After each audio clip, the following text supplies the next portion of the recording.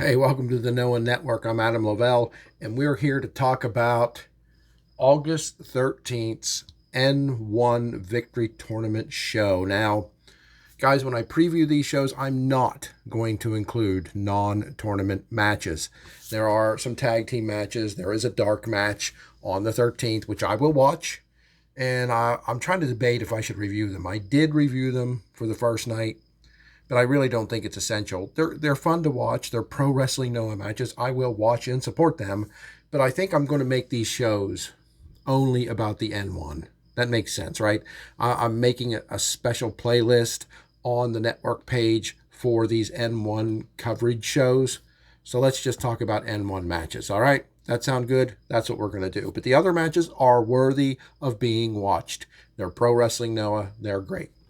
So we just uploaded our show, our review of the first night, opening night, August 11th. Now we're going to preview the next show, which is on the 13th. Let's take a look at the matches that we will see in the N1 tournament. We've got from the B block, Satoshi Kojima taking on Kenno Okada. Now, Kenno Okada qualified to get into this tournament by beating Yoshiki Inamura in a very good matchup, where the winner went to the N1 tournament. Now, I've been letting people know that it is possible that Kenno Okada will not win one match. Not because he's terrible. He's a great wrestler. It is awesome to see him make it in this tournament. But being that he's so young, and this is his first tournament, his first experience with something like this, don't be shocked if he doesn't win a match. I don't see him beating Satoshi Kojima. Kojima lost his first match against Sugi, and I don't see him losing two in a row. I don't see him losing to Kenno Okada. I think this will be the spirited, hard-fighting Kenno Okada that we have known since he broke into Pro Wrestling Noah. And I think he will cause Satoshi Kojima to have to fight as hard as he can fight.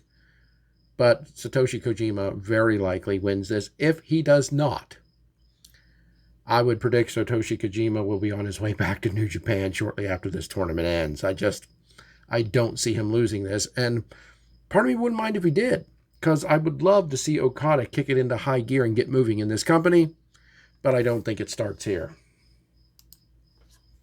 Next matchup is Ozaki, also coming off a loss to Fujita. A big loss, a bad loss. I mean, he looked good, but couldn't put the beast away and lost his first matchup. Anthony Green also lost his first matchup. And so this has got two guys that really need a win. Now, as good as Anthony Green is, and he has pleasantly surprised me, I can't say that I came into this expecting him to be bad. I mean, expecting when he came to Noah, not the N1 tournament, that I expected him to be bad. I did not, but I didn't know him very well. I had seen him, I'd heard of him vaguely, but he's really surprised me in a way that he's won some matches and looked great in some of his losses, in ways that I just didn't expect.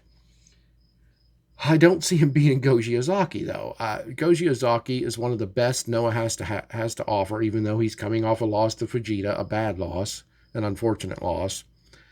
But there's no way I see Ozaki losing twice in a row. And I don't see him losing to a Gaijin who is making his first appearance in the N1 tournament. But again, I could be shocked. This could be an upset. I think Anthony Green is capable of winning this match. I just don't think it happens. Let me know what you guys think. Am I crazy? I don't know. Some of these matches seem way too predictable, and I don't know if Noah's going to do anything to really shock us or not. I know in the G1 they always have some shocking upsets, but I don't know what's going to happen here. I definitely would be blown away if Anthony Green would win this. Not because he's not capable of winning it, but again, it's Ozaki coming off a big loss, needing a win. Ozaki, I'm predicting, is winning this. Now here we got Masato Tanaka versus Hideki Suzuki. Hideki Suzuki had his left reconstructed knee seriously worn down in his match with Mochizuki. He managed to pull off the win, but for the first half of the match, Mochizuki was doing a hell of a job. Now here comes Tanaka. I think he and Mochizuki are comparable, but I think Tanaka is the better wrestler. I think Tanaka is more grizzled. I think he's more gritty. I think he's meaner. I think he's willing to go even further than Mochizuki's willing to go. And Mochizuki wrestled much of that match against Hideki Suzuki pretty aggressively. Now, Hideki Suzuki is one of the best catch-as-catch-can wrestlers in the world today. And he seemed to come off with a slow start against Mochizuki. So I don't think he'll do that here. I think he'll work a little bit more aggressively against Tanaka. This is a very hard one to call. I think Hideki Suzuki is the better wrestler, especially right now. If this were 10 years ago or so, I don't know if I would say that.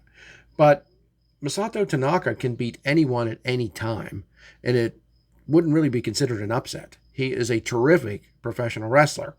I just think Hideki Suzuki has an upside. But this would mean Masato Tanaka would lose 2 matches in a row.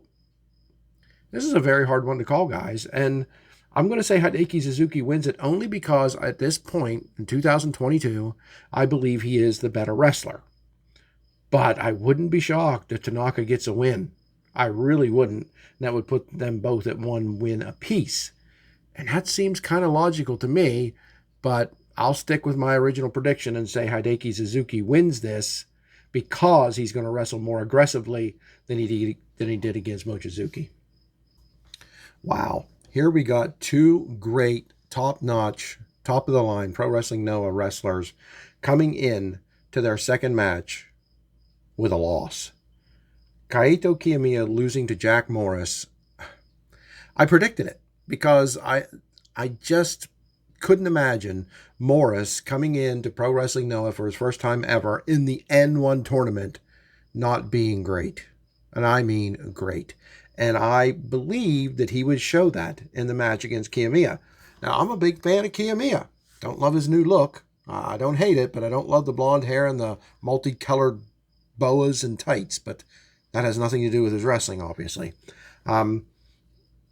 But I really thought Morris would come in here and win that matchup one way or another, and he did. So Chiamia is often motivated big time after a loss because he doesn't have many of them. Masa Kitamiya came into the N1 needing to look a little more strong, in my opinion. Now, I'm not equating him as a loser or anything like that. He is one tough son of a bitch. I kind of wish he would have stayed in Congo and stayed associated with Nakajima rather than just leaving and them now being enemies. I think that would have been better for him. I could be wrong, but I think it could have been better for him.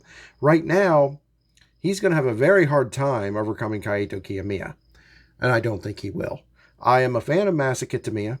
I would like to see him be up at least on the level of the national championship, up there wrestling for the red belt.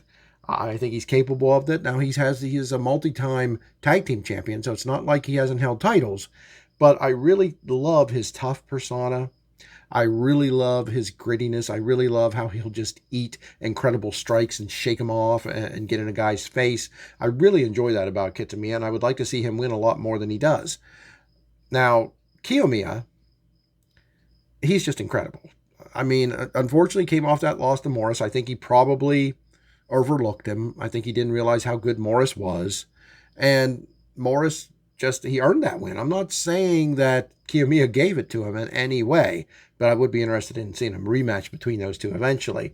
But here I suspect Kaito Kiyomiya wins because his trajectory is just a lot higher and a lot faster than Masa Kitamiya's is. And I think that's unfortunate because I think Kitamiya, like I said, is a great wrestler, a great tough guy, bull of the woods wrestler out there. I would like to see him do bigger things. And this will be a tough match. It will probably go a good 15 minutes until Kiyomiya gets an advantage and pulls out the victory.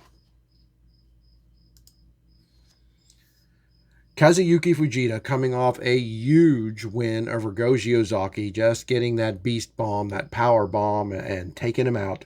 Goes up against Hijo del Dr. Wagner Jr., coming off a bad loss to Kenno. Now, I say a bad loss because Wagner Jr.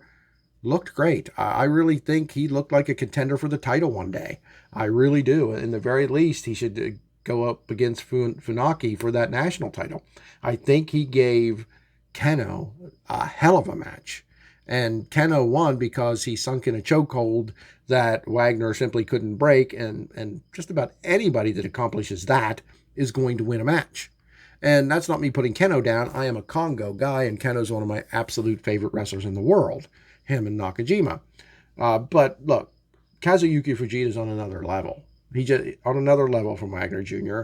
And Wagner Jr. is great. He's been in other N1 tournaments. He's a multi-time tag team champion, GHC heavyweight tag team champion. He's great. And he looked amazing against Kenno. He looked like he could have won that match at any moment, even though in the end he didn't. Here, I don't want to say he gets dominated, but I don't think he looks as good against Fujita as he did against Kenno. I just don't. I think he'll do his best. I think he'll fight hard. I think this will go maybe 10 minutes. But in the end, Fujita's going to kick this guy's ass, in my opinion. And it's just because Fujita took care of Ozaki the way he did. I think he has little trouble with Wagner Jr. It'll be fun to watch, but Fujita gets his second win in a row. Here we got Masaki Mochizuki coming off a bad loss to Hideki Suzuki. And I say bad loss because for the first half of the match, he looked like he had it under control. He looked like he had a game plan to attack the surgically reconstructed knee of Hideki Suzuki, and that was working and was going to work. But in the end, Hideki Suzuki reached down deep and overcame that attack and defeated Mochizuki. And now Mochizuki's moving on to face Kenno, the GHC heavyweight champion, who's coming off a win against Wagner Jr. Now, this will be tough because Mochizuki will be more motivated because he's not going to want to take 2 losses in a row. But Kenno, he's the champion. I suspect he loses at least a match along the way here, maybe 2, even though overcoming 2 losses is pretty tough in this tournament, because they're going to want to set up contenders to the title. The question is Mochizuki someone they're going to want to set up as a challenger? And I don't mean to put the guy down. He's excellent. Everybody in this tournament's excellent. Everybody. But I don't see Mochizuki as a big-time title contender for Kenno. I don't see that as a drawing power match, if you will. And for that reason alone, and I just think Kenno's better, I say Kenno wins this. It'll be a good match. It'll be an enjoyable match. I don't think it'll be super long, probably between 10 and 15 minutes. But Kenno overcomes Mochizuki here is my prediction. Now this breaks my Congo heart. We got 2 Congo stars. We got Masakatsu Funaki versus Katsuhiko Nakajima.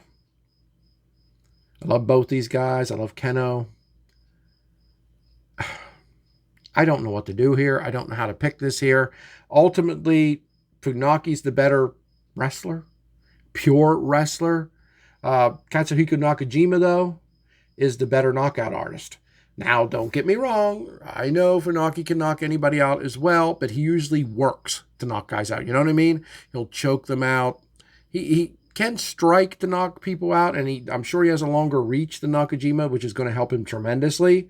But if Nakajima gets that strike in, that infamous strike that knocked out Endo, that knocked out Chiamia, that pretty much knocked out Kitamiya, he can knock out Funaki. He absolutely can. But Funaki, like I said, has a longer reach, and he's going to try to take Katsuhiko down. And I don't know how good Katsuhiko's ground game is. I don't see him utilize it very often. I don't see Nakajima on the ground working side control and mounts and things such as that. And for that reason alone, I suspect Funaki probably is much better at it. And this is going to come down to whose game plan comes into play, or maybe even who makes the first mistake. If Funaki gets in there and gets Nakajima to play his game, go down to the ground with him, and try to wrestle for control, Funaki's going to win. And not a squash, but handily. And you're talking to a huge Nakajima fan. I'm also a huge Funaki fan. That's where I'm torn here. My emotions are not going to cause me to predict a winner in this one. But if Nakajima can keep his distance and keep from being taken down, he could win this with some kicks and some strikes getting in on Funaki and then moving away. But I think it's going to be hard. You know what? I hate to do it. I hate to predict a winner in this match because I like both of these guys. But I think Nakajima meets his match here. I think that Funaki is just incredible. He's already beat Kenno for the national title, right? If he beats Nakajima here, and I'm predicting he's going to, and it's painful to do that because I love Nakajima. He's a badass. I want him on top of Noah. I want him as the GHC champion, just beating the shit out of everybody. I do. And I like Kenno, so it doesn't have to be right now. I would like to see Kenno and Nakajima eventually go at it, even while still remaining the stable mates, faction mates, unit mates. But I think Funaki is built for tournaments like this. I think his conditioning is better than anyone's. I think his style keeps him from having to even test his conditioning. And I think Nakajima, the only way he really stands a chance is if he takes Funaki into deep water. And I don't know which one of these two are better conditioned. Like I said, Funaki doesn't really ever have to test his conditioning because he wrestles at close quarters and his matches are never long. Very seldom are they long. Nakajima, just he likes to play around. He likes to play games. He likes to showboat a little bit. And there's no way he can come into this match like that. And he has to know that. He has to come into this match as serious as a heart attack and have a game plan. And his game plan has to come through for him to win this match. I don't even know what that game plan would be. I don't have the first clue. I trust that Nakajima will have one. And I trust that he will work it out the best that he can. But we're talking about Masakatsu Funaki here, who I think could win this whole thing. He's just, I know some people think he's boring because he's such a close quarter MMA style grappler that some people don't like that and they don't find that very exciting. And he doesn't have the charisma, even though he's gained a lot since coming to Congo, I believe. Gained a lot of charisma. He doesn't have the charisma that Nakajima has. Of course he doesn't. He doesn't have the charisma that Kenno has. He's just a badass that comes in there and locks people up, beats them down, chokes them out, takes them out. That's what he does. And I really think it's what he's going to do here. I think this is probably, a 15, 20-minute matchup. And I could see it going to a draw. I could see this being a 30-minute draw. I think this card is shorter. They have less matches on this card. My God, they had 11 matches on the last card. I think this only has 7 or 8. So it has several less matches than the last show. So maybe this will go to a draw. Maybe. Each guy walks away with 1 point. I could see Nakajima being able to avoid the knockout, being able to avoid the submission, and draw this out and get a draw. Right now, I'll stick with my prediction of Funaki winning it because I don't want to take it back. But as I think through this and look at the shorter card, I got to wonder if we get our first draw here. I really do. But I'll stick with Funaki winning just because I think tournaments like this are built for guys like this.